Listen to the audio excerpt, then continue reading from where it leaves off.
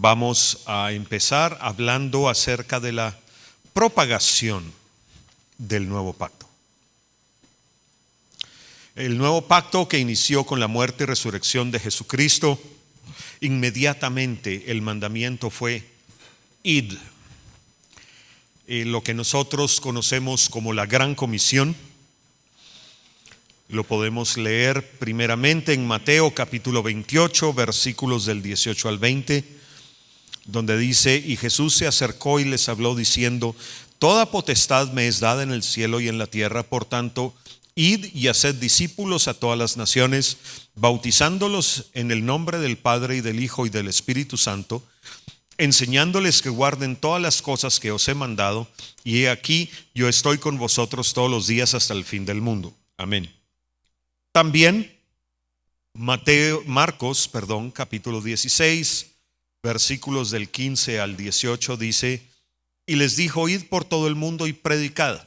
Y veamos aquí que en Mateo 28, 19 dice hacer discípulos, y en Marcos 16, 15 dice predicar el evangelio a toda criatura. El que creyere y fuere bautizado será salvo, mas el que no creyere será condenado. Y estas señales seguirán a los que creen: en mi nombre echarán fuera demonios, hablarán nuevas lenguas, tomarán en las manos serpientes, y si bebieren cosa mortífera no les hará daño, sobre los enfermos pondrán las manos y sanarán. Y a esto modernamente le llamamos la Gran Comisión. Pero realmente la Gran Comisión lo que es propagar el conocimiento del nuevo pacto y el enseñarle a las personas a vivir el nuevo pacto. Sí, predicamos el evangelio, y por la predicación del evangelio a personas que no conocen a Cristo, con su conversión entran al nuevo pacto, pero una vez han entrado al pacto, hay que discipularlos, hay que enseñar. Y no es tan importante el conocimiento intelectual acerca de las cosas de Dios, como tenemos que enseñar a vivir la verdad de Dios. Eso es lo más importante del discipulado. Sí, hay cosas que tenemos que aprender porque eso renueva nuestro entendimiento, o sea, el escuchar la palabra, el enseñada, nos cambia nuestra manera de pensar, pero el objetivo no es solo cambiar de manera de pensar, es de cambiar de manera de vivir. El resultado de cumplir con la Gran Comisión debe ser lo que dice en Ezequiel capítulo 36, versículos del 25 al 27. El resultado de cumplir con la Gran Comisión debe ser que todos aquellos que entran al reino vivan en el nuevo pacto a plenitud, que Dios esparza sobre ellos agua limpia, versículo 25 de Ezequiel 36, que sean limpiados de toda inmundicia, o sea, que sean liberados de espíritus inmundos, que Dios limpie las idolatrías de su corazón, que les dé un corazón nuevo, que reciban el Espíritu Santo, y que todo eso haga que el cristiano ande en los estatutos de Dios, guarde sus preceptos y los ponga en obra. Una vez un cristiano vive así, entonces puede ser un buen predicador, un buen maestro, etc.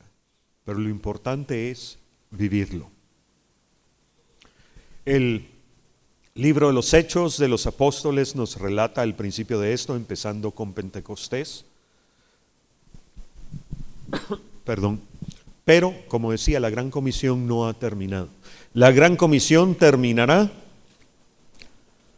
al final del milenio realmente, porque incluso durante todo el milenio vamos a seguir enseñando y predicando.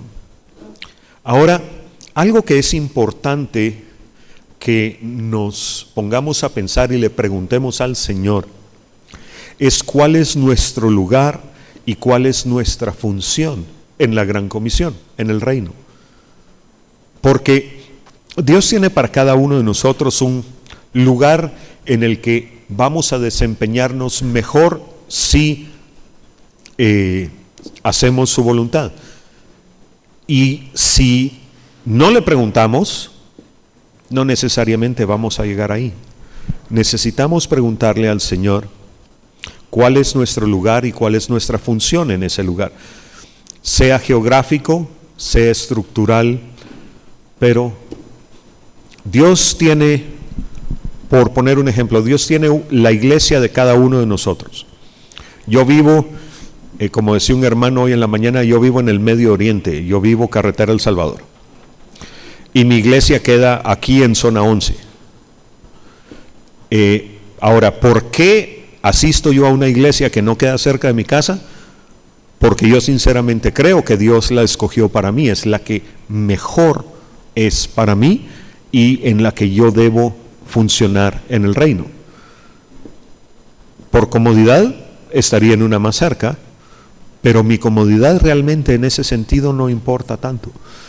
Yo conozco un hermano que vive en Estados Unidos que durante un año en un escarabajo Volkswagen de los viejitos manejaba 50 millas a la iglesia a la que él asistía 2 veces a la semana y 5 meses del año en la nieve, sin calefacción en el carro. Metía a su esposa en un sleeping bag, la cargaba al carro porque estaba delicada de salud y se iba a la iglesia así, un año completo. Pero esa es la iglesia que Dios había escogido para él. Ese era su lugar en la Gran Comisión. Y ahora que hace poco se retiró para dedicarse tiempo completo al ministerio, el hombre se nota el resultado de haber permanecido en el lugar donde Dios lo puso. Estará con nosotros pronto, por cierto. Ok, entonces la Gran Comisión que continúa, pero las cartas son la explicación del nuevo pacto. Si bien el resumen está bien establecido por Jeremías y por Ezequiel, Pablo, Pedro y Juan explican muy bien, con lujo de detalles, lo que es el vivir el nuevo pacto. Cuando la iglesia se empezó a establecer, se necesitó de personas que enseñaran a los nuevos conversos, al igual que se necesita hoy. Una iglesia no puede quedarse solo con las verdades básicas de la salvación, el perdón de pecados y el bautismo en agua. Hay que ir más allá. Hay mucho más. O sea, la salvación es el principio de la caminata, como ya he dicho. Leamos la carta a los Hebreos, capítulo 6, versículos del 1 al 3. Por tanto, dejando ya los rudimentos de la doctrina de Cristo, vayamos adelante a la perfección, no echando otra vez el fundamento del arrepentimiento de obras muertas, de la fe en Dios, de la doctrina de bautismos, de la imposición de manos, de la resurrección de los muertos y el juicio eterno. Y esto haremos si Dios en verdad lo permite. Aquí el autor de Hebreos está diciendo, esto es lo básico, pero no nos podemos quedar allí. Y si bien en nuestras iglesias tenemos que enseñar acerca de estos temas, tenemos que enseñar acerca de las obras muertas, de la fe, de la imposición de manos, del juicio eterno, de la doctrina de bautismos, agua y espíritu.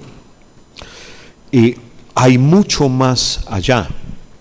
Y como Pablo dice en 1 Corintios 13:11, y veámoslo desde el punto de vista espiritual, cuando yo era niño, hablaba como niño, pensaba como niño, juzgaba como niño, mas cuando ya fui hombre, dejé lo que era de niño. Si una persona no ha progresado en su caminata con el Señor después de estar en una iglesia por 20 años, hay un problema. Todos necesitamos ir cambiando, dejar que Dios nos cambie, ir madurando, ir llegando a la estatura de Cristo, que es la meta que Dios tiene para nosotros, que lleguemos a la madurez de la estatura de Cristo. Efesios 3:14 en adelante, sobre todo al final, nos habla de esto. Por esta causa doblo mis rodillas ante el Padre de nuestro Señor Jesucristo, de quien toma nombre toda familia en los cielos y en la tierra, para que os dé, conforme a las riquezas de su gloria, el ser fortalecidos con poder en el hombre interior por su Espíritu, para que habite Cristo por la fe en vuestros corazones, a fin que, arraigados y cimentados en el amor, seáis plenamente capaces de comprender con todos los santos cuál sea la anchura, la longitud, la profundidad y la altura, y de conocer el amor de Cristo que excede a todo conocimiento, para que seáis llenos de toda la plenitud de Dios.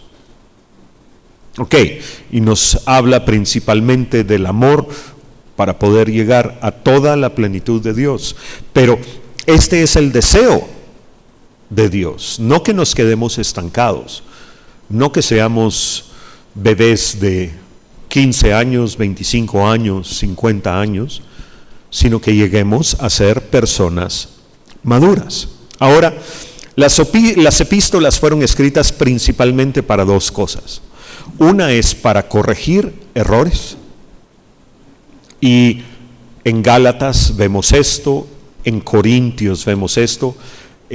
Fueron cartas escritas a ciudades específicas diciendo: miren, ustedes tienen que corregir aquí, aquí y allá. Pero además de ser escritas para corregir errores, las cartas fueron escritas para explicar verdades.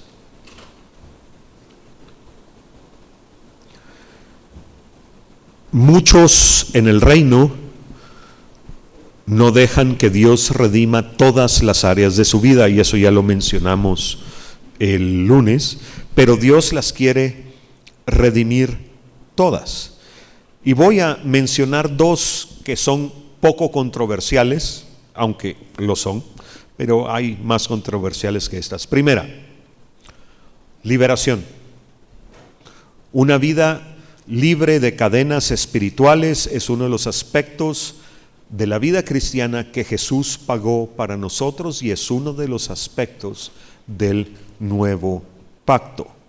Como mencioné en Ezequiel 36:25, seréis limpiados de todas vuestras inmundicias. Este es uno de los aspectos, el ser libre de influencias demoníacas, sean heredadas o adquiridas. Realmente no importa cuál sea su origen. Jesús pagó nuestra libertad, no importando cuál sea.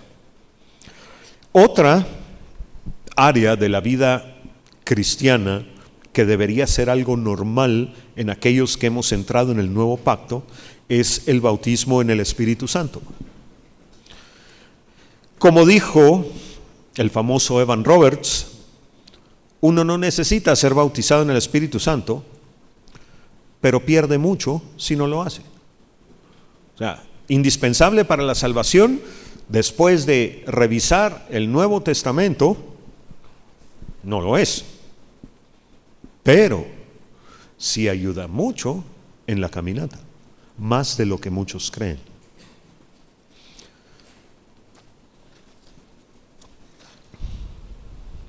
Las verdades del nuevo pacto, el vivir esas verdades, es lo que nos lleva al trono.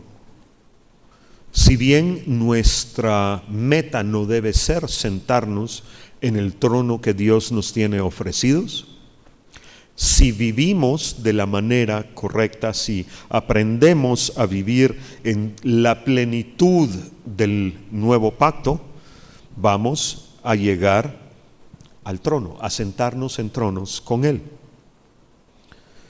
Apocalipsis 1:6 dice que Jesús nos hizo reyes y sacerdotes para Dios su Padre, y los reyes se sientan en tronos. Ahora, en este versículo, esa palabra, esa forma verbal nos hizo, en griego es una forma prolongada de una acción, no es un nos hizo instantáneamente, se tomó su tiempo en que llegáramos a ser reyes y sacerdotes. Y esto, lo vuelvo a repetir, no ocurre en la salvación, sino ocurre, como dice Romanos 2:12, no os conforméis a este siglo, y Pablo le está hablando a cristianos romanos, no le está hablando inconversos. No os conforméis a este siglo, sino transformaos por medio de la renovación de vuestro entendimiento, para que comprobéis cuál sea la buena voluntad de Dios, agradable y perfecta. Es un proceso. Es un proceso. El llegar a la estatura de la madurez de Cristo es algo que toma nuestra vida entera. Como una nota aparte, la epístola a los Hebreos es la única en el Nuevo Testamento que se enfoca estrictamente en el nuevo pacto, y haríamos bien en estudiarla con detenimiento una vez cada pocos años, porque estoy seguro que cada vez que la estudiamos vamos a tener mayor revelación y vamos a poder hacer vida más de lo que Dios nos está hablando allí.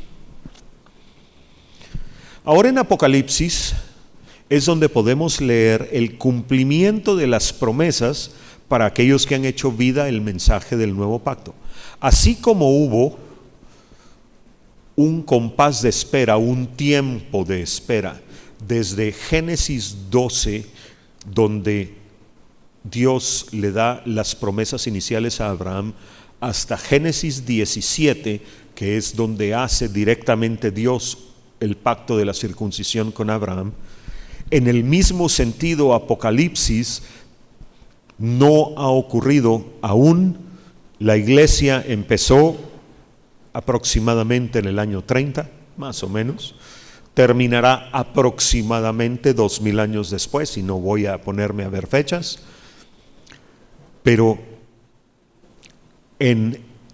cuando llegue el tiempo y se empiece a cumplir Apocalipsis, va a ser el cumplimiento de las promesas y de los juicios también. Pero para los que somos parte del nuevo pacto, para los que hayamos logrado hacer vida el mensaje del nuevo pacto, realmente los juicios de Apocalipsis solo son el saber: Señor, vienes pronto, nada más. El Apocalipsis nos muestra que aquellos que han seguido al Cordero, aquellos que han vencido al mundo y a la carne y al enemigo en su vida, e incluso algunos han tenido que comprar las verdades del nuevo pacto pagando su vida para poderlas adquirir, ellos reinarán como reyes y sacerdotes y heredarán todas las cosas. Y si bien esa es una posición importante, una posición de mucha honra y mucha estima, de las más altas en la historia de la humanidad en el reino, lo importante no es eso. Lo importante no son los premios, lo importante es estar con aquel que va a dar los premios. Jeremías 31:33 dice: pero este es el pacto que haré con la casa de Israel, y lo hemos leído muchas veces. Después de aquellos días, dice Jehová, daré mi ley en su mente y la escribiré en su corazón. Pero lo más importante: y yo seré a ellos por Dios y ellos me serán por pueblo. Esa relación con Dios es más importante que todos los demás galardones que podamos recibir. Apocalipsis 21:3 dice básicamente lo mismo: y oí una gran voz del cielo que decía: he aquí el tabernáculo de Dios con los hombres, y Él morará con ellos, hablando de Cristo, y ellos serán su pueblo, y Dios mismo estará con ellos como su Dios. Eso es lo que debemos buscar.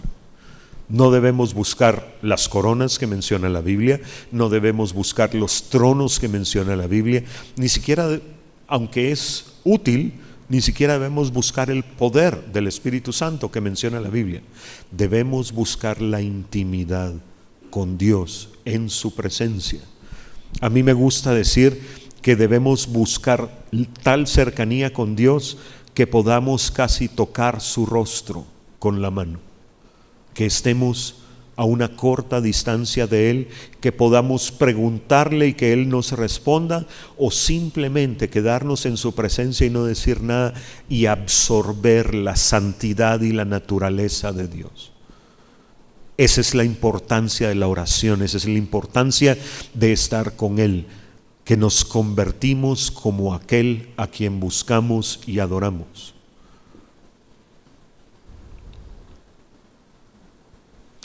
El nuevo pacto es en mucho superior a todos los pactos que Dios ha hecho con el hombre.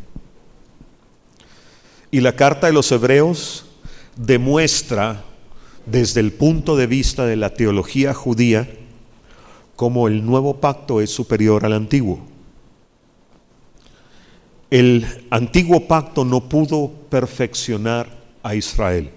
Hebreos capítulo 10, versículo 1 nos dice: porque la ley, teniendo la sombra de los bienes venideros, no la imagen misma de las cosas, nunca puede, por los mismos sacrificios que se ofrecen continuamente cada año, hacer perfectos a los que se acercan. La ley cubría el pecado, mas no lo podía quitar del corazón. Voy a mencionar algunas citas de la carta a los Hebreos que marcan las ventajas que tiene el nuevo pacto sobre el antiguo. Hebreos 6:9. Pero en cuanto a vosotros, oh amados, estamos persuadidos de cosas mejores y que pertenecen a la salvación, aunque hablemos así. El nuevo pacto tiene cosas mejores que el antiguo pacto. Hebreos 7:19. Pues nada perfeccionó la ley, y de la introducción de una mejor esperanza por la cual nos acercamos a Dios. Y esa mejor esperanza es Cristo en nosotros, la plenitud de Cristo en nosotros, la esperanza de gloria. Hebreos 7:22. Jesús es hecho fiador de un mejor pacto. Y ya hemos hablado que el antiguo es mejor que el nuevo. Que el nuevo es mejor que el antiguo, y vamos a dar unos detalles en un momento.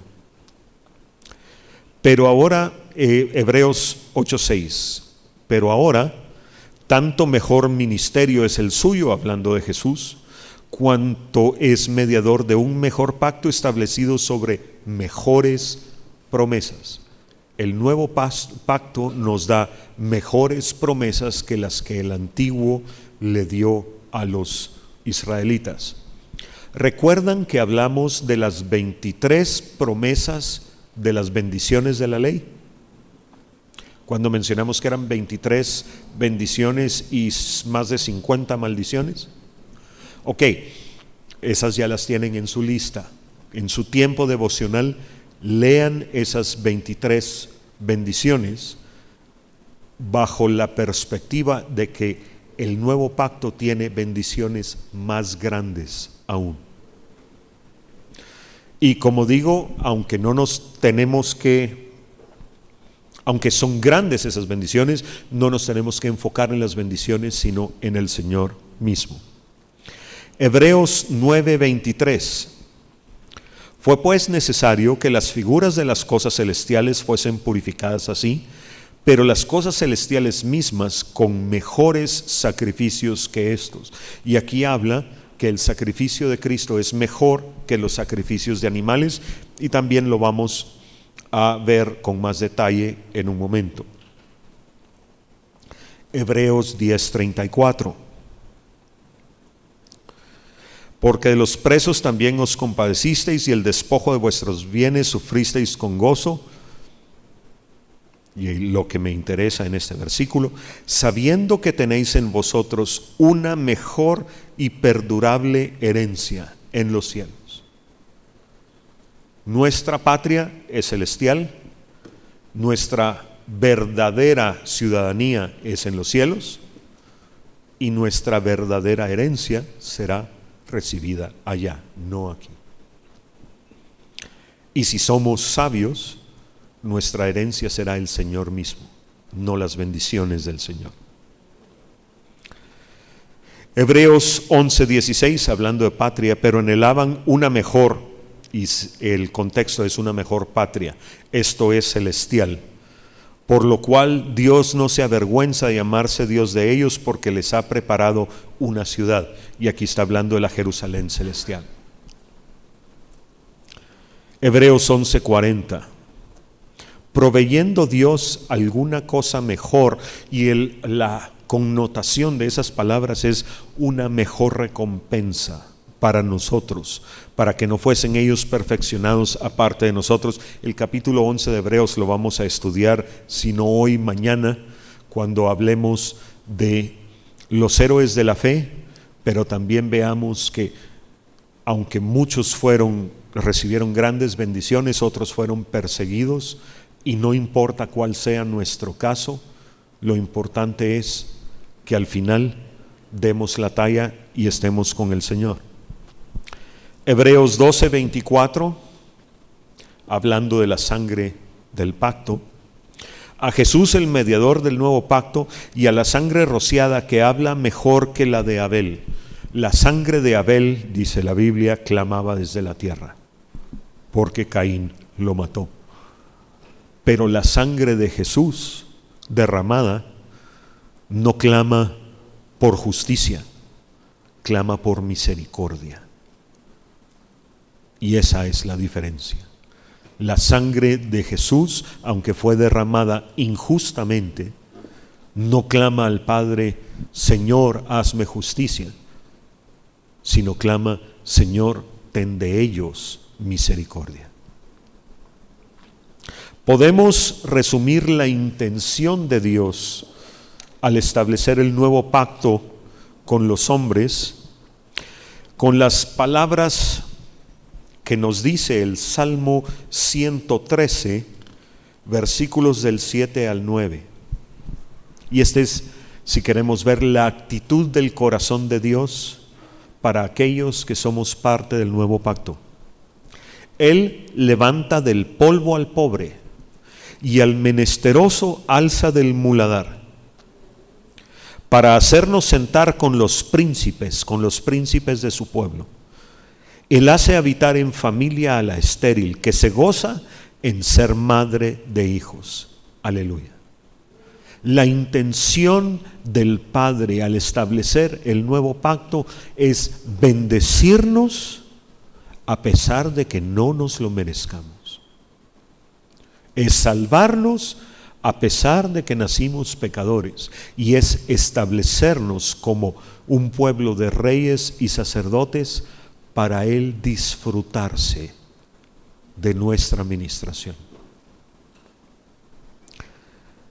Haciendo un pequeño contraste entre el antiguo y el nuevo pacto, el mediador del antiguo pacto, todos sabemos, fue Moisés, el hombre más manso de la tierra en su tiempo, y fue un buen mediador en un pacto entre Dios y el hombre. Pero el mediador del nuevo pacto fue el Hijo mismo de Dios, Jesucristo, y no hay comparación. El antiguo pacto fue establecido en el monte Sinaí.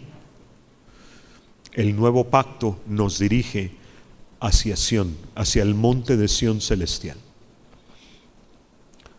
El sacerdocio del antiguo pacto, el modelo es Aarón, el primer sumo sacerdote. Y siendo el primer sumo sacerdote, veamos que hizo un becerro de oro.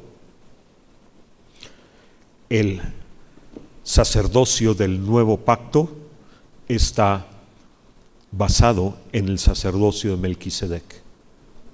Estas cosas las vamos a exponer con más detalle en un momento. El sacerdocio del antiguo pacto fue temporal, duró unos 1500 años. El sacerdocio de Cristo en el nuevo pacto y nuestro sacerdocio en el nuevo pacto son eternos. Los sacrificios del antiguo pacto eran animales. Y vamos a hacer un pequeño cálculo poco después para ver los números de los animales sacrificados. En el nuevo pacto un único sacrificio, Jesucristo, fue suficiente por toda la eternidad. El antiguo pacto tuvo final. Cuando el velo del templo fue rasgado, y rasgado por la mano de Dios, no por mano de hombre, se acabó la necesidad de la sangre de animales para poder entrar a la presencia de Dios. El nuevo pacto es eterno. Los actos de fe del nuevo pacto son mayores que los del antiguo. Y aunque vemos que por mano de sus profetas Dios hizo cosas impresionantes en el antiguo pacto, las que ha hecho y hará en el nuevo pacto son todavía más asombrosas. El velo en el antiguo pacto, y esto ya lo mencioné, estaba cerrado y solo una vez al año podía entrar el sumo sacerdote a través del velo para rociar sangre sobre el arca. Pero después de que se rasgó el velo tras la muerte de Cristo en la cruz, el velo permanece rasgado. Ya no hay impedimento para llegar a la presencia de Dios. La ley del antiguo pacto fue escrita en tablas de piedra. La ley del nuevo pacto debe estar escrita en nuestro corazón. Y vamos a hablar de qué quiere decir eso más tarde. Estos son algunas de las diferencias entre los dos pactos. Hay más, pero si entendemos estas 9, vamos a tener una visión bastante clara de la superioridad del nuevo pacto sobre el antiguo. Empecemos con los mediadores. Hablemos de Moisés. Moisés, el mediador del antiguo pacto, la Biblia nos dice que no hubo profeta como Moisés, que fue fiel en toda la casa de Dios. Este es el testimonio de Dios sobre Moisés. Números 12:7. No así mi siervo Moisés, que es fiel en toda mi casa. Y cuando Dios da un testimonio de fidelidad así, de alguien, estamos hablando de alguien que cumplía la voluntad de Dios, no el 99.9975% del tiempo, sino todo el tiempo. Hebreos 3:5 lo repite: y Moisés a la verdad fue fiel en toda la casa de Dios como siervo, para testimonio de lo que se iba a decir. Hebreos nos dice, sí, Moisés fue fiel, pero tenemos que recordar que Moisés era un siervo de Dios y nos hace una comparación con Cristo. Hebreos 3:3 nos dice: porque de tanto mayor gloria que Moisés es estimado digno hablando de Jesús, cuanto tiene mayor honra que la casa el que la hizo. Y es que recordemos que cuando Dios dijo, hágase la luz, la palabra creadora de Dios es Cristo. Y Él hizo la luz. Y su poder no disminuyó en nada. Dios es tan grande que Él puede hacer y hacer que desaparezca lo que Él quiera, y su poder ni crece ni disminuye. Simple y sencillamente es infinito. Y una vez leí el estimado de la masa que tiene el universo. Estimado porque no se puede hacer otra cosa. Y la ecuación de Einstein de la energía es que la energía es igual a la masa por la velocidad de la luz al cuadrado, o sea, la masa por 300,000 kilómetros por segundo al cuadrado. Y eso da la energía necesaria para crear el universo. Es un número tan grande que lo leí porque decía 10 a la, un número muy largo. Y Dios utilizó esa cantidad de energía para hacer el universo y no le costó nada. No disminuyó. Y sigue manteniendo el universo en la palma de su mano y no le cuesta nada. No tiene esfuerzo en mantener el universo ni en existencia ni en funcionamiento. Jesús es mucho mayor que Moisés. Por cierto, como un dato interesante, no recuerdo el nombre de la proteína que hace que la piel no se nos caiga. Lo sabía, se me olvidó. Pero la estructura terciaria de esa proteína es una doble hélice en forma de cruz. Es así, para un lado, para arriba y para el otro lado. Es como que fuera una cruz. Jesús no solo es mayor que Moisés, Jesús también es mayor que los ángeles, nos dice la carta a los Hebreos. Hebreos capítulo 1, versículos del 5 al 8 nos dice: porque a cuál de los ángeles dijo jamás, mi hijo eres tú, yo te he engendrado hoy, y otra vez yo seré el padre y él me será a mi hijo. Y otra vez, cuando introduce al primogénito en el mundo, dice: adórenle todos los ángeles de Dios. Ciertamente de los ángeles dice: el que hace a sus ángeles espíritus y a sus ministros llama de fuego. Mas del Hijo dice: tu trono, oh Dios, por el siglo del siglo, cetro de equidad es el cetro de tu reino. Y el autor de Hebreos tiene que explicar esto porque había doctrinas, si lo queremos llamar así, entre los judíos acerca de la importancia de los ángeles y de su poder y demás. Y viene el autor de Hebreos y dice: ¿saben qué? Es irrelevante porque Jesús es mayor que todos ellos. Jesucristo también es mayor que Abraham, el padre de Israel, y esta era una de las piedras de tropiezo más grandes que tenían los judíos de su tiempo, que Jesús podía ser más grande que Abraham. Hebreos 5:6, como también dice en otro lugar: tú eres sacerdote para siempre según el orden de Melquisedec.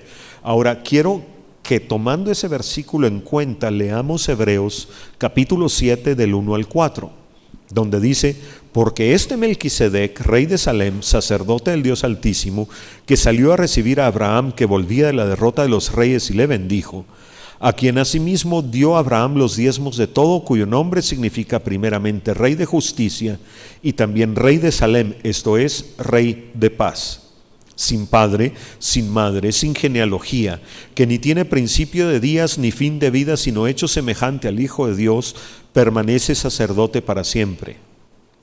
Considerad pues cuán grande era este, a quien aún Abraham el patriarca dio diezmos del botín. Para los judíos, Abraham era su ancestro más importante.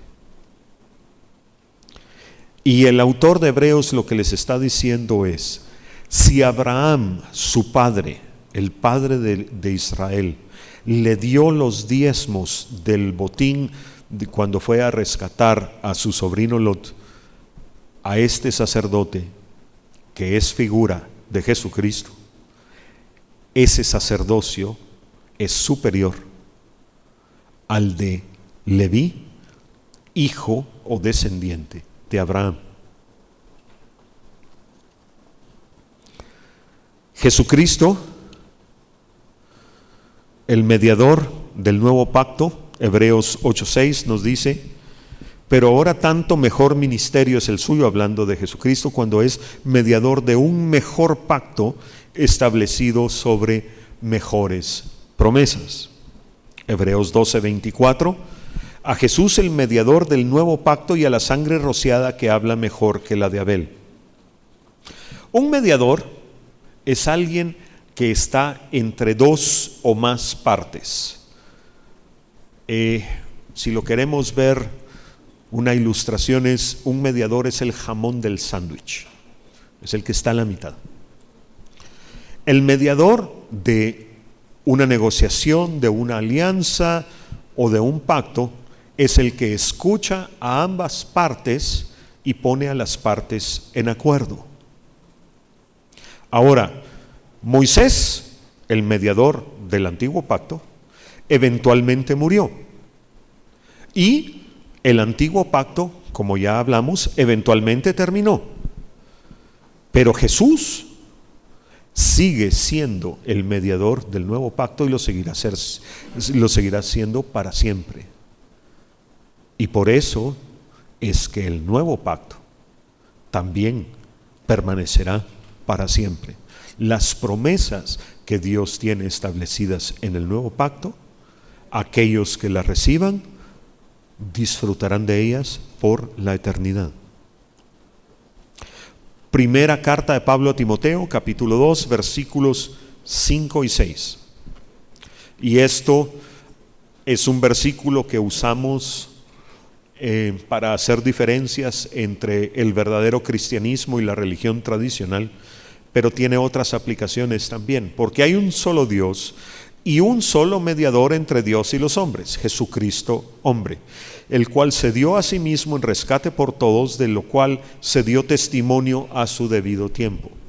Y sí, solo ese mediador hay. Ahora, tristemente, muchos cristianos no hacen uso del recurso del mediador. Sí, reconocen que Jesús es Señor, lo reconocen como su Salvador, pero como que nunca han platicado con Él, o por lo menos no han platicado con Él acerca de lo que necesitan para cumplir la voluntad del Padre.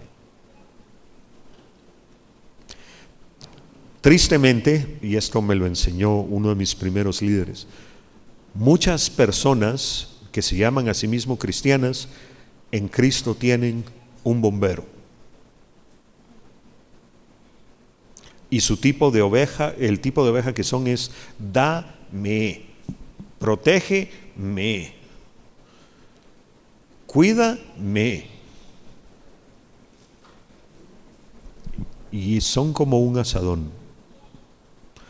Quieren las bendiciones del pacto, pero no quieren las obligaciones del pacto. Y las obligaciones del nuevo pacto realmente son fáciles, porque las obligaciones del ser humano en el nuevo pacto se resumen a: Señor, yo rindo mi voluntad y te doy la autoridad sobre mi vida para cambiarme a mí, para que yo pueda cumplir con lo que tú quieres. Ni siquiera lo tenemos que hacer nosotros, solo lo tenemos que dejar que Él haga. Pero ese dejar que Él haga, cuando nos damos cuenta que consiste en dejar todos nuestros deseos, todos nuestros afectos, y dejar que sea Él el que decida y no nosotros, ahí es donde no nos empieza a gustar. La gloria de Moisés fue enorme. Piensen en esto. Éxodo 34, del 34 al 35. Cuando venía Moisés delante de Jehová para hablar con él, se quitaba el velo hasta que salía. Y saliendo, decía a los hijos de Israel lo que le era mandado. Y al mirar los hijos de Israel el rostro de Moisés, veían que la piel de su rostro era resplandeciente. Y volvía Moisés a poner el velo sobre su rostro hasta que entraba a hablar con Dios. Reflejaba la gloria misma de Dios, brillaba.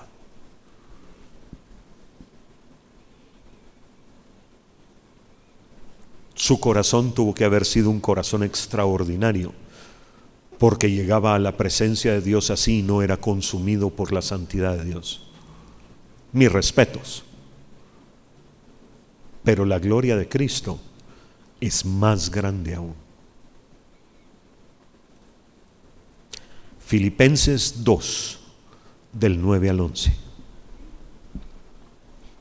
Y la grandeza de Cristo está en que no se aferró a quienes.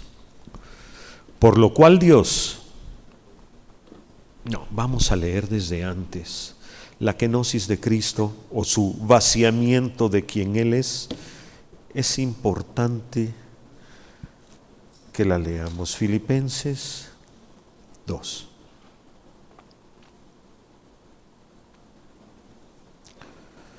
Filipenses 2:5 al 11.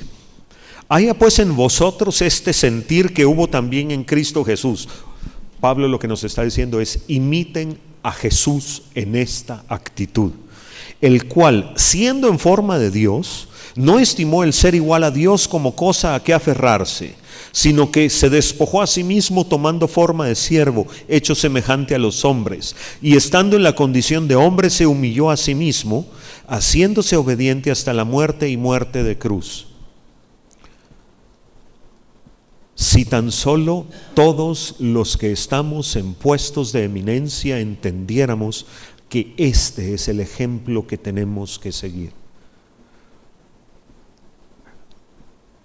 He oído muchas veces la palabra siervo con un tono de orgullo y vanidad espantosos, cuando siervo quiere decir esclavo.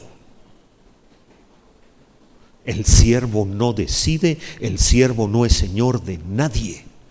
El siervo es esclavo de aquellos a quienes tiene que servir. Y esa fue la actitud de Jesús, y esa es la actitud que debemos aprender de Él. Y por eso, porque Jesús tuvo esa actitud, versículos del 9 al 11 ahora, por lo cual Dios también le exaltó hasta lo sumo y le dio un nombre que es sobre todo nombre, para que en el nombre de Jesús se doble toda rodilla de los que están en el cielo y en la tierra y debajo de la tierra, y toda lengua confiese que Jesucristo es el Señor, para gloria de Dios Padre. Y por eso es que cuando hacemos una liberación y decimos: en el nombre de Jesús te vas, se tiene que ir, porque toda rodilla se dobla.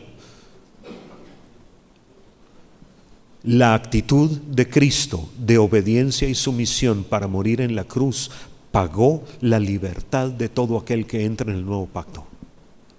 De todos, no importando cuál es el origen de la esclavitud.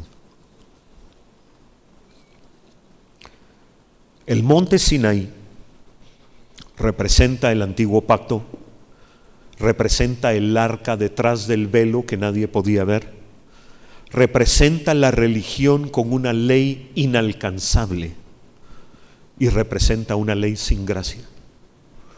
Tenía su propósito, y lo vamos a ver después, pero el antiguo pacto, el hombre con sus fuerzas no lo podía cumplir. En cambio, el monte de Sión representa el nuevo pacto, representa el velo rasgado y por lo tanto tenemos acceso a la presencia de Dios, representa la relación alcanzable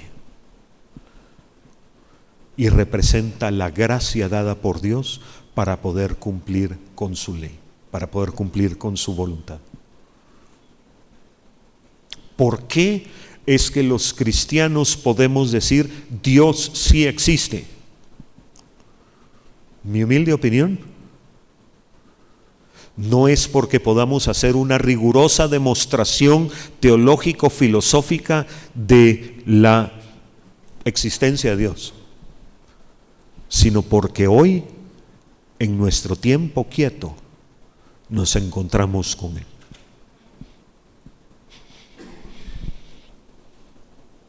El autor de la carta a los Hebreos contrasta el monte de Sinaí con el monte de Sión. Hebreos capítulo 12, versículos del 18 al 24. Porque no os habéis acercado al monte que se podía palpar y que ardía en fuego, a la oscuridad, a las tinieblas y a la tempestad, al sonido de la trompeta y a la voz que hablaba, la cual los que lo oyeron rogaron que no se les hablase más, porque no podían soportar lo que se les ordenaba. Ni aun una bestia tocar el monte será apedreado, pasada con dardo. Y tan terrible era lo que se veía que Moisés dijo: estoy espantado y temblando. La revelación del poder y la gloria de Dios en Sinaí fue tremenda. Y estaba diseñada para convencer al pueblo de Israel de que Dios era Dios. Pero en vez de querer acercarse a Dios, les dio miedo y se alejaron de Dios. Y mi opinión es que lo hicieron porque vieron el pecado que había en su corazón y dijeron: nos acercamos a un Dios santo y vamos a ser consumidos. Versículo 22.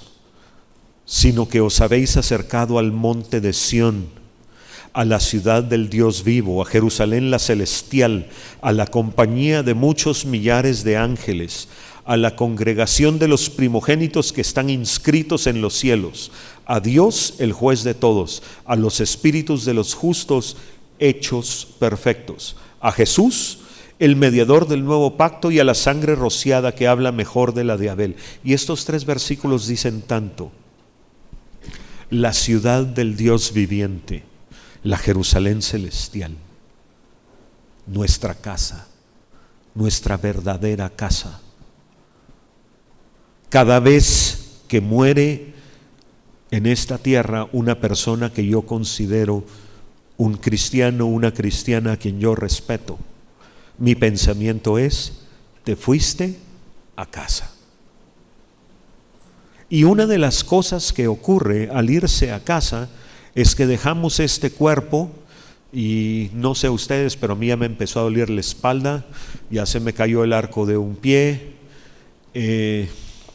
ya no mastico con la eficiencia que masticaba antes, pero allá hasta guapo voy a ser.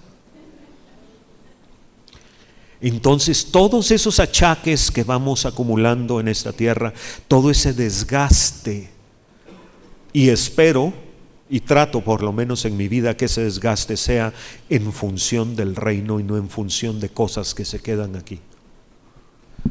Cuando lleguemos allá, ese desgaste ya no va a estar. Nuestro cuerpo va a ser glorioso y va a haber valido la pena derramar la vida aquí por él. A la compañía de muchos millares de ángeles.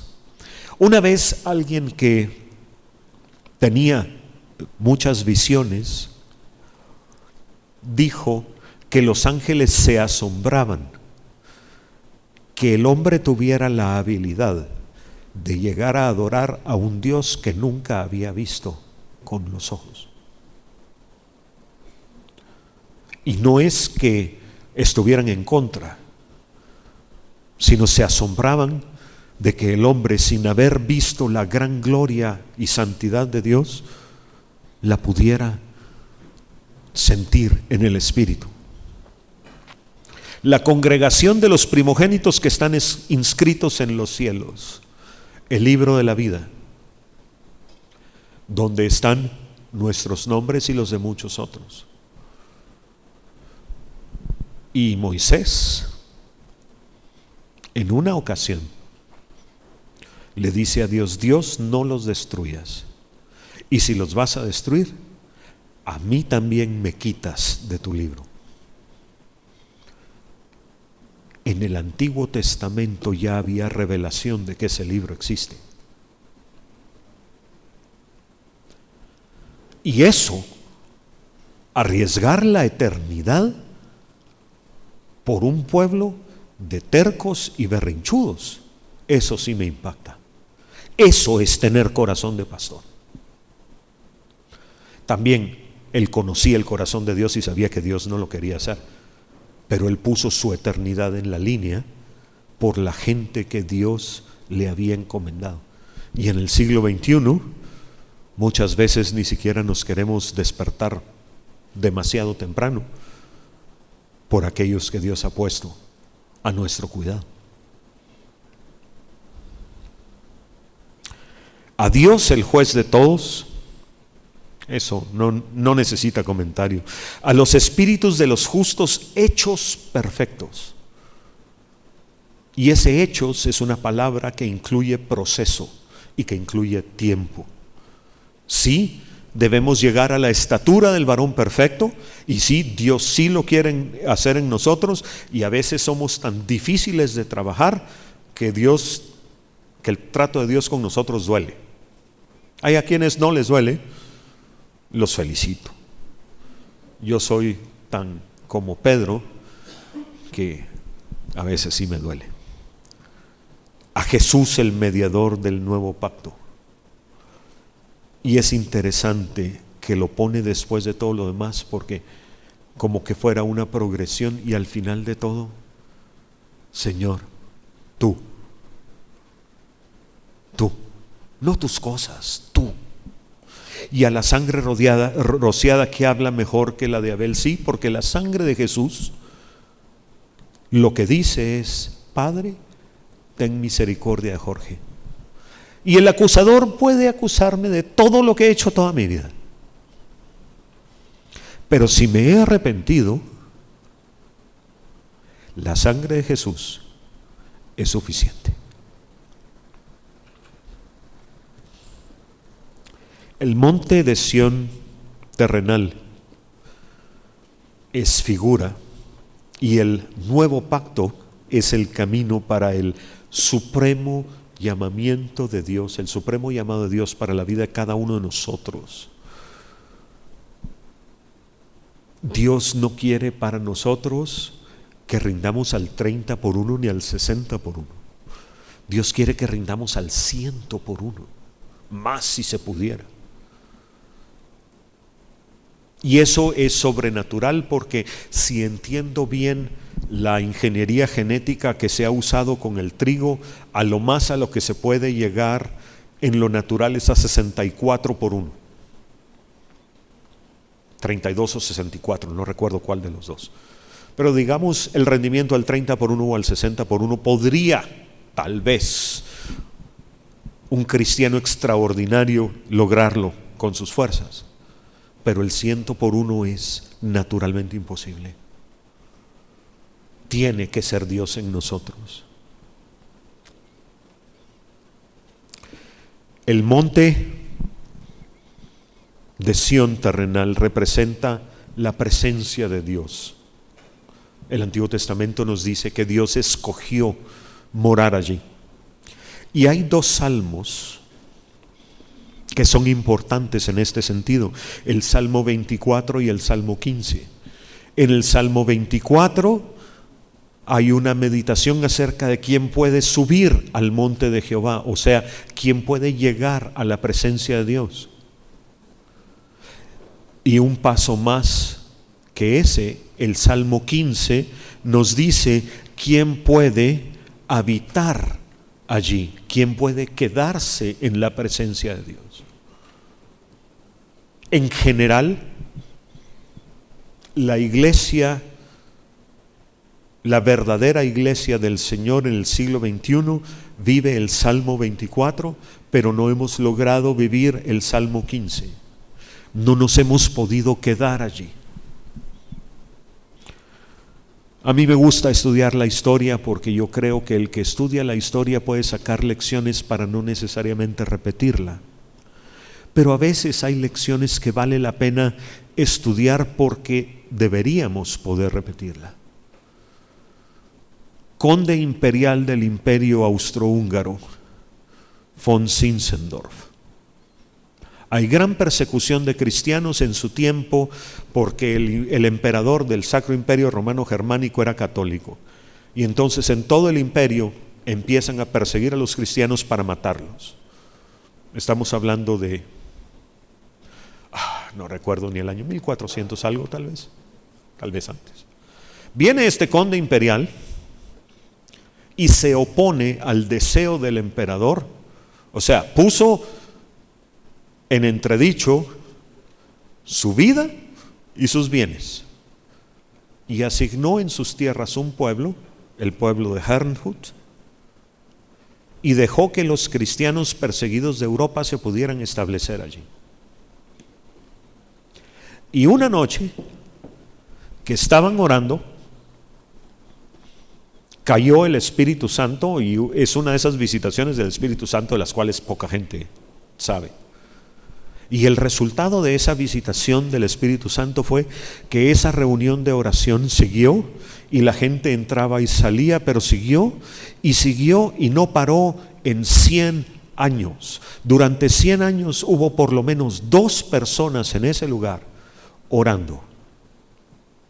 Y un pueblo de 200, 300 personas envió cientos de misioneros al mundo, y ese fue el origen de la iglesia de Moravia, que todavía en Centroamérica y en el Caribe y en África tiene iglesias.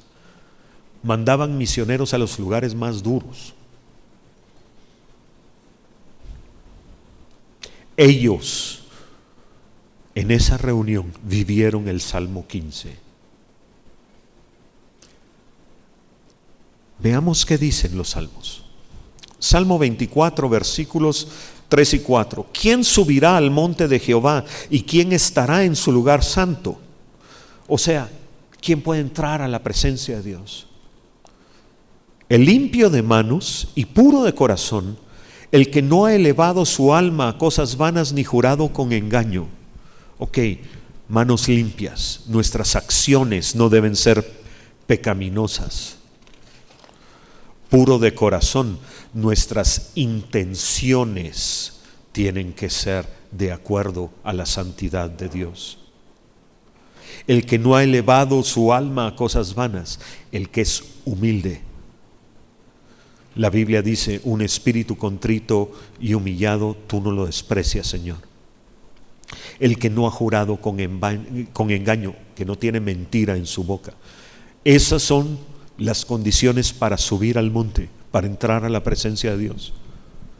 Y si fallamos en algo de esto, tenemos el recurso de pedirle perdón a Dios, pedir que su sangre nos lave y entrar a la presencia de Dios.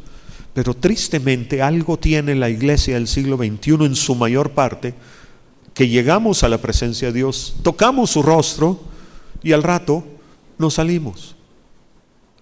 No llevamos esa presencia de Dios al mundo, la dejamos en nuestra iglesia, la dejamos en nuestra casa, pero como que no se fuera con nosotros el resto del día o el resto de la semana. Salmo 15, versículos del 1 al 5.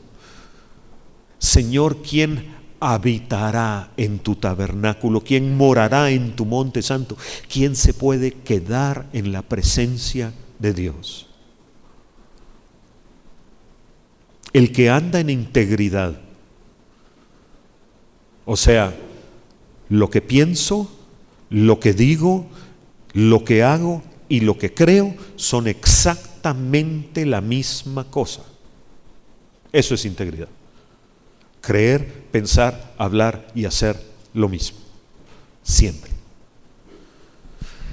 El que hace justicia. Estudiemos la Biblia, veamos qué es lo que la Biblia dice que es hacer justicia y hagámoslo. El que habla verdad en su corazón, que no nos engañamos a nosotros mismos. El que no calumnia con su lengua, ni hace mal a su prójimo, ni admite reproche alguno contra su vecino. Este ya es interesante, porque no es solo que nosotros hacemos bien, sino que no aceptamos que alguien que está haciendo mal lo proyecte hacia nosotros.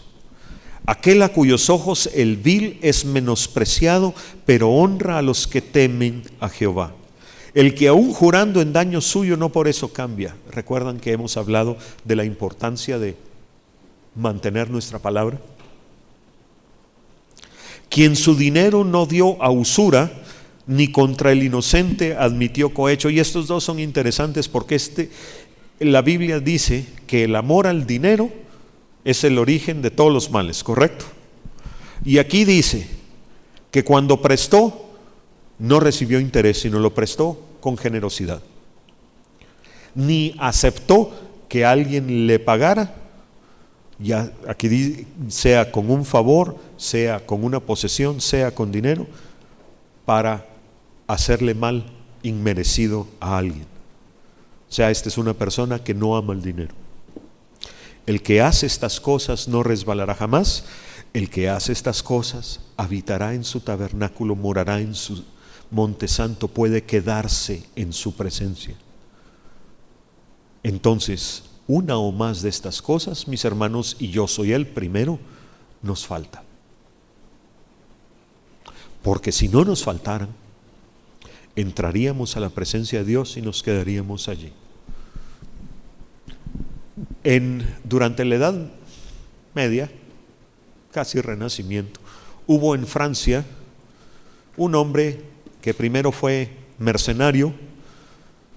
Siendo mercenario, casi lo matan en una batalla, se convierte, tiene una visión durante la batalla y se convierte. Y según el poco entendimiento que había en esa época, se convierte y decide que se va a hacer monje, porque no tenía los estudios para ser sacerdote. Entonces, si quería dedicar su vida a Dios, tenía que ser monje. Pero era de tan poco estudio y lo consideraban tan poco inteligente en su tiempo, que en el monasterio solo era apto para hacer 2 trabajos: lavar ollas y pelar papas. Sin embargo, en este monasterio oscuro, con candiles de sebo, o sea, los monasterios no eran precisamente llenos de luz, de vez en cuando este hombre que vivía la presencia de Dios soltaba una carcajada, porque se estaba disfrutando de que Dios estaba con él. Y uno de los cardenales de Francia lo iba a visitar y le dijo lo siguiente: señor cardenal, si usted me viene a hablar de Dios, venga cuando quiera, si no, no me haga perder el tiempo. Les recomiendo la lectura del libro La práctica de la presencia de Dios, que son las cartas recogidas de este hombre, el hermano Lorenzo. Él vivía el Salmo 15 y nosotros tenemos que aprender a vivir el Salmo 15 si queremos ver la gloria de Dios de la casa postrera ser mayor que la gloria de la casa primera. O sea, si queremos ver que los últimos tiempos tengan el avivamiento que queremos que tengan, nosotros tenemos que vivir en la presencia de Dios, porque el avivamiento no empieza en un país ni en una iglesia, empieza en un corazón.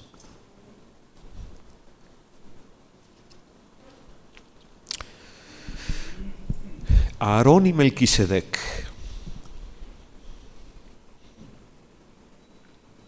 Es interesante que el Antiguo Testamento dice menos acerca de Melquisedec que la carta de los Hebreos. Pero es una figura extremadamente importante. Salmo 110, versículo 4. Juró Jehová y no se arrepentirá. O sea, no va a cambiar de opinión. Tú eres para siempre, tú eres sacerdote para siempre, según el orden de Melquisedec. Hebreos 5:6, como también dice en otro lugar, tú eres sacerdote para siempre, según el orden de Melquisedec, y la lista es relativamente larga. Hebreos 5:10, y fue declarado por Dios sumo sacerdote según el orden de Melquisedec. Hebreos 6:20, donde Jesús entró por nosotros como precursor. Aquí da un poquito más de información, porque dice que Él fue primero, pero nosotros vamos detrás.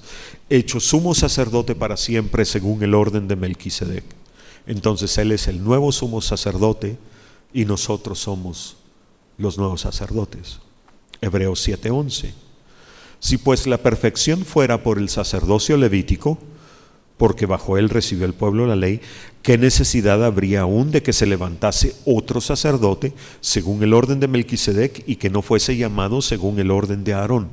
Y este versículo es importante porque dice, si el sacerdocio de Leví hubiera podido cumplir el propósito de Dios, no hubiera habido necesidad de Cristo. No hubiera habido necesidad de un nuevo pacto. Pero como el sacerdocio levítico no lo logró, entonces Jesús tuvo que morir en la cruz, tuvo que ser el nuevo sumo sacerdote y nosotros los nuevos sacerdotes bajo su cobertura. Hebreos 7, del 15 al 17 dice: y esto es aún más manifiesto si a semejanza de Melquisedec se levanta un sacerdote distinto, no constituido conforme a la ley del mandamiento acerca de la descendencia, sino según el poder de una vida indestructible, pues se da testimonio de él: tú eres sacerdote para siempre según el orden de Melquisedec. Una vida indestructible. Los evangelios dicen que Jesús entregó el Espíritu. No dice que lo mataron, Él entregó el Espíritu y su cuerpo falleció. Pero fue su voluntad, Él lo hizo voluntariamente. Y debido a eso, Él entregó su vida y la recibió de vuelta. El único en toda la historia de la humanidad que podía hacer eso.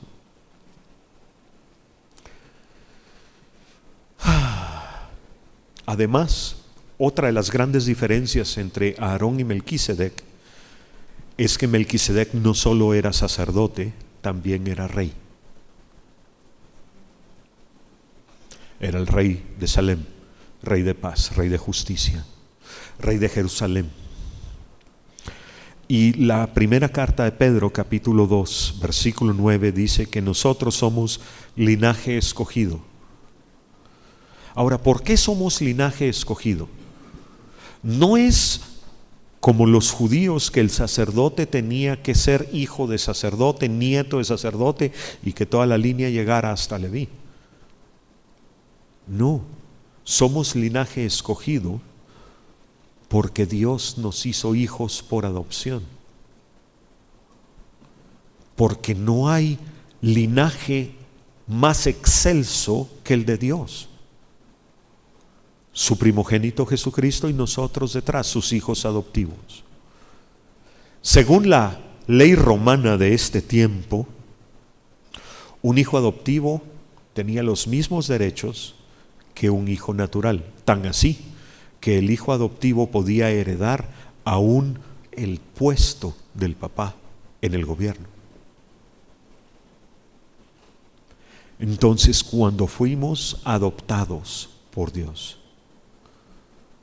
entramos a una familia muy especial y por eso es que somos un linaje escogido. Real sacerdocio.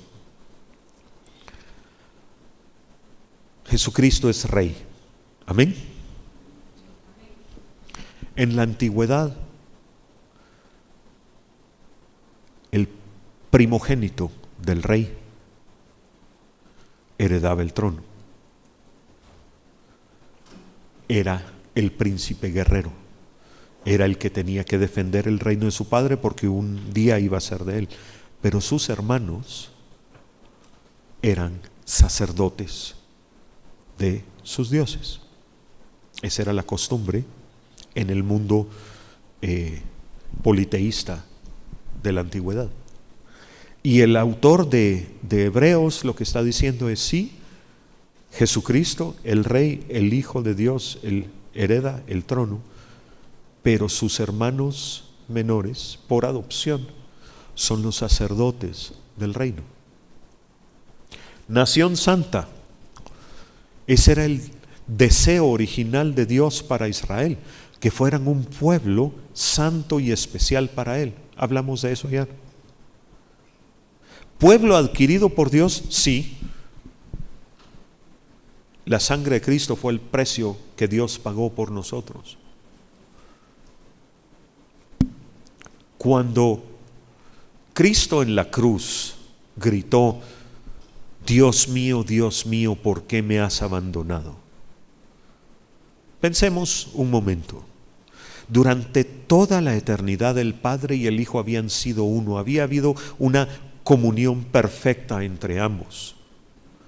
Pero cuando Él se hizo maldición y se llevó consigo todos los pecados de la humanidad, el Padre perfectamente santo tuvo que romper esa comunión, porque Él no puede tener comunión con el pecado. Y el Hijo, que siempre había estado con su Padre, no solo llevaba el pecado de la humanidad, sino que además ya no tenía el apoyo de su Padre. Y en ese momento estuvo perfectamente solo. Y el Padre también le dolió. Ellos pagaron un precio que nosotros tal vez en la eternidad podamos llegar a entender por nuestra salvación. Y no fue el sufrimiento físico, fue más allá de eso. Y nos adquirió, a través de eso, Dios nos adquirió. ¿Para qué? Para que anunciemos las virtudes de aquel que nos llamó de las tinieblas a su luz admirable. No se trata solo de que disfrutemos nosotros de los beneficios del nuevo pacto, sino que invitemos a otros a ser parte del nuevo pacto. Y si lo vemos desde ese punto de vista, nuestra predicación no debe ser: tú eres un cochino pecador, te vas a ir al infierno. Es cierto, pero hay mejores maneras de decirlo. Porque yo también era un cochino pecador que me iba a ir al infierno. Pero Dios tuvo de mí misericordia. Y la diferencia no es la persona, sino es la misericordia y la gracia de Dios. Podemos mencionar que su fin es el infierno, pero lo importante es que vean que hay una salida. Lo importante es que hablemos, prediquemos, enseñemos a Jesús. Y sí, Jesús vino a salvar a los pecadores. Y si hay alguien aquí que no conozca al Señor, venga al altar. Sí, por supuesto. Pero que no haya en nosotros un desagrado por la persona del pecador. Que haya en nosotros un desagrado por el pecado. Pero que haya en nosotros el mismo sentimiento que hay en Dios por el pecado. Y ese sentimiento fue tan fuerte que envió a su único Hijo para que muriera por cada uno de nosotros. Tal vez estoy equivocado, no sé. Y nos hizo reyes y sacerdotes para Dios, dice Apocalipsis 1:6. Reyes y sacerdotes para Dios su Padre. A Él sea la gloria e imperio por los siglos de los siglos. Amén. Los que no éramos pueblo, los que estábamos destinados a las tinieblas y al rechinar de dientes, al lago de fuego y azufre, bueno, no, pero casi, al infierno, a ser olvidados por toda la eternidad. Nos hizo reyes y sacerdotes, nos sentó en un trono y nos dio la potestad de ministrar a Dios. No al pueblo, ministrar al pueblo no es tan así. Si queremos ser así de groseros, ministrar al pueblo lo puede hacer un psicólogo sin conocer a Dios. Pero ministrar a Dios, eso solo lo puede hacer un sacerdote. Y eso es lo importante. Apocalipsis 5:10 dice lo mismo. Y nos ha hecho para nuestro Dios reyes y sacerdotes y reinaremos sobre la tierra. Mientras pasan más años, cada vez me preocupa menos el aspecto de rey y más el aspecto de sacerdote. Porque si hago bien mi función sacerdotal, la otra va a caer en su lugar solita. Porque voy a ser la persona correcta. Melquisedec no tuvo principio ni fin de días, y esto apunta a que el sacerdocio del nuevo pacto permanece para siempre. Hebreos 7:3. Hablando de Melquisedec, sin padre, sin madre, sin genealogía, que ni tiene principio de días ni fin de vida, sino hecho semejante al Hijo de Dios, permanece sacerdote para siempre. Y no solo es una prefigura de Cristo, sino es un modelo para nosotros.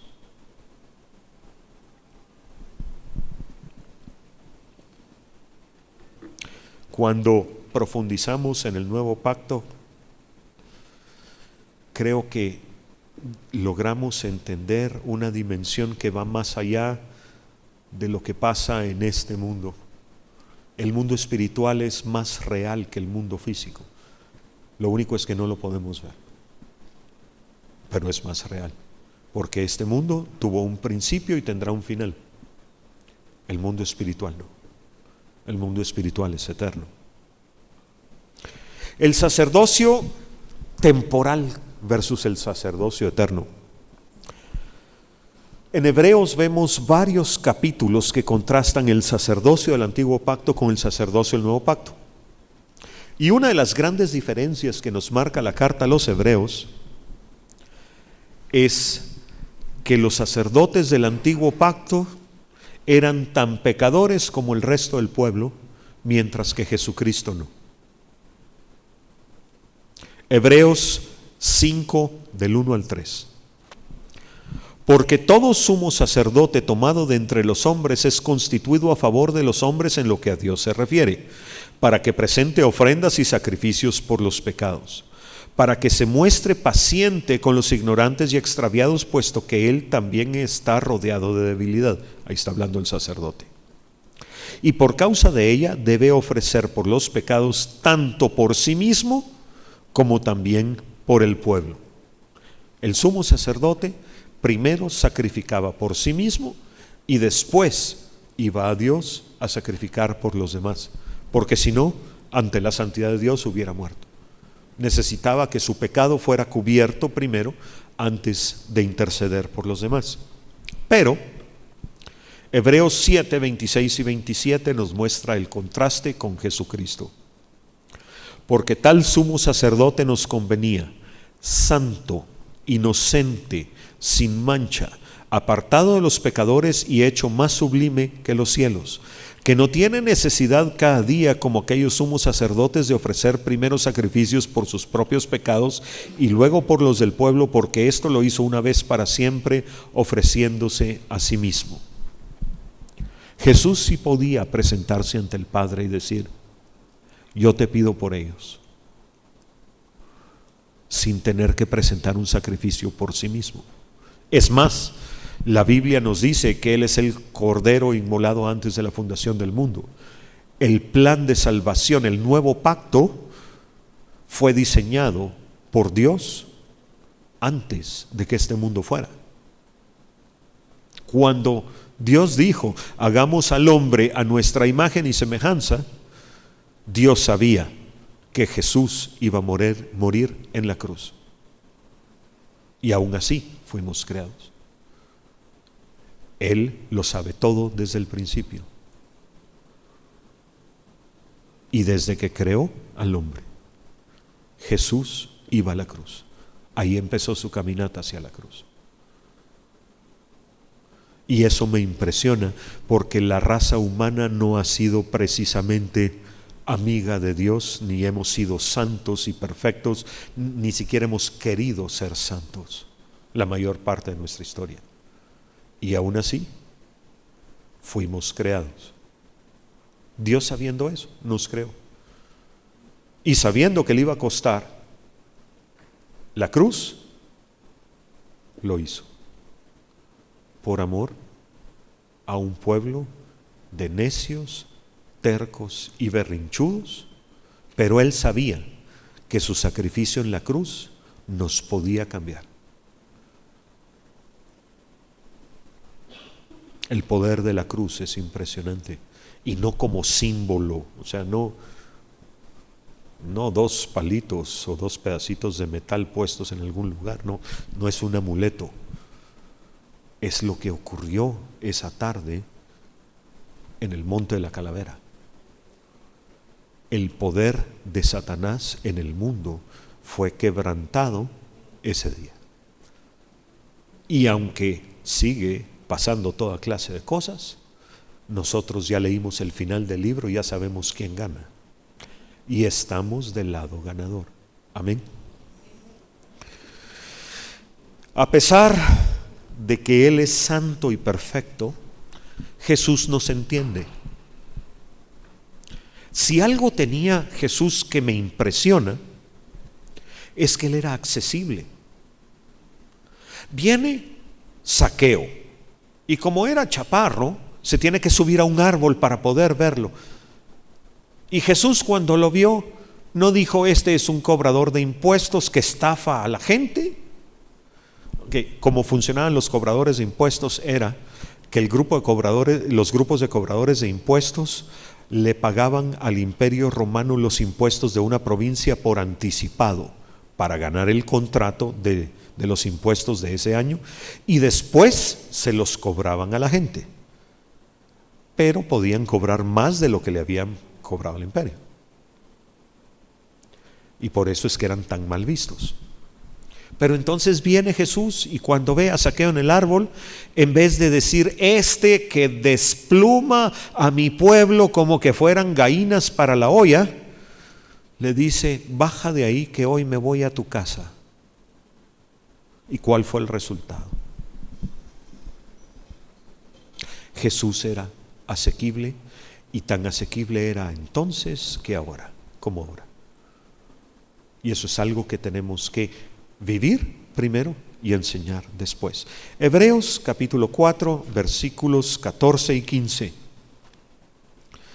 Por tanto, teniendo un gran sumo sacerdote que traspasó los cielos, Jesús el Hijo de Dios, retengamos nuestra profesión, porque no tenemos un sumo sacerdote que no pueda compadecerse de nuestras debilidades, sino uno que fue tentado en todo según nuestra semejanza, pero sin pecado.